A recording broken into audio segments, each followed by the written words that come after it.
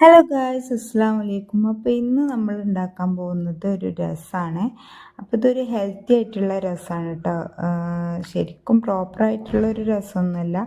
നമുക്ക് മഴക്കാലമൊക്കെ ആണല്ലോ, അപ്പോൾ ഒരു പ്രതിരോധ ശേഷി കൂട്ടിയെടുക്കുക എന്നുള്ളൊരു രീതിക്ക് ഉണ്ടാക്കുന്ന രസമാണ് കേട്ടോ. അപ്പോൾ ഇതിലേക്ക് നമ്മൾ വെള്ളം ഒഴിച്ച് അതിലേക്ക് ഒരു തക്കാളി മുറിച്ചിട്ടിട്ട് ഉപ്പും മഞ്ഞൾപ്പൊടിയും കൂടെ ഇട്ടിട്ട് വേവിക്കാൻ വെക്കുക.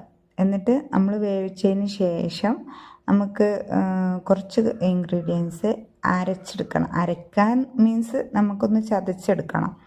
അതായത് ചെറിയ ഉള്ളി, പിന്നെ വെളുത്തുള്ളി, നമ്മളെ ചെറിയ ജീരകം, പിന്നെ കുരുമുളക് ഉണ്ടെങ്കിൽ അതും കൂടെ ചേർത്ത് കൊടുക്കുക കേട്ടോ. അപ്പോൾ ഞങ്ങളടുത്ത് കുരുമുളകിൻ്റെ പൊടി ഉള്ളതുകൊണ്ട് ഇതിലേക്ക് ആഡ് ചെയ്തിട്ടില്ല.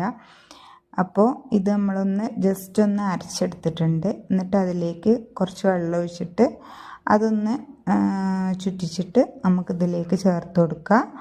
അപ്പോൾ നമുക്ക് വെള്ളം എത്ര ക്വാണ്ടിറ്റി ഒഴിച്ചാലും കുഴപ്പമൊന്നുമില്ല, കാരണം രസമാണല്ലോ. അപ്പോൾ നമുക്ക് വെള്ളമായിട്ട് തന്നെയാണ് കിട്ടേണ്ടത്.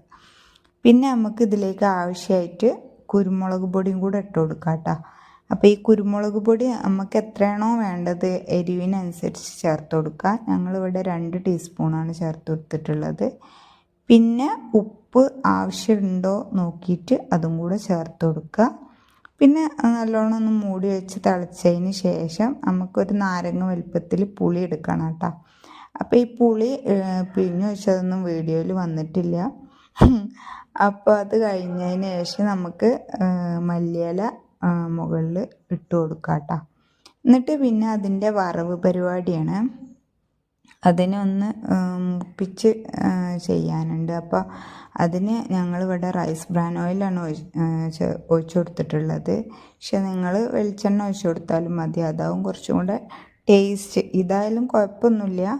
അപ്പോൾ അതിലേക്ക്